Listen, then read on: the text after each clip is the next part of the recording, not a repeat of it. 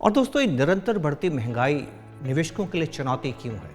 ये तो तय मानिए कि महंगाई निरंतर बढ़ती रहेगी, क्योंकि हमारी इकोनॉमी बढ़ रही है, हमारी अर्थव्यवस्था बढ़ रही है। और जैसे जैसे अर्थव्यवस्था बढ़ती रहती है, सेंट्रल बैंक को और बैंकों को इस बात का इल्म होता है कि लगातार मनी सप्लाई, मनी आपूर्ति भी बढ़ती रहनी चाहिए, क्योंकि पैसे की मांग बढ़ती है। लेकिन चूंकि मैंने आपसे कहा था कि सरकारें महंगाई को नियंत्रित करती हैं, तो वो एक तयशुदा महंगाई के मानक, जिसको आप सीपीआई बोलते हैं, उसमें तय करती है कि समाज में कितनी महंगाई होनी चाहिए। तो वो इस वक्त हिंदुस्तान के अंदर 4 से 6% के बीच में आरबीआई का लक्ष्य है।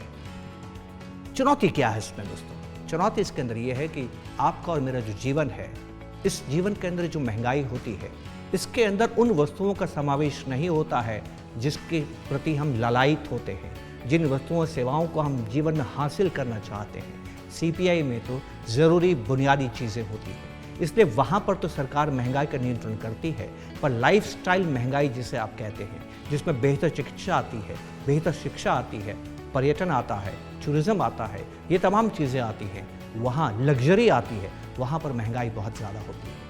और बहुधा ये महंगाई सीपीआई के मुकाबले 2.5 से 3 गुना तक अधिक हो सकती है।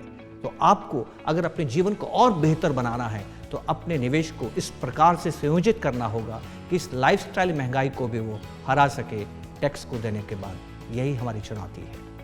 मुझे विश्वास है कि आपको बात समझ में आई होगी। समय देने के लिए धन्यवाद, शुक्रिया, नमस्कार, जय Hind. An investor education initiative by HDFC Mutual Fund। ऐसे और वीडियोस देखने के लिए हमारा चैनल अभी सब्सक्राइब करें।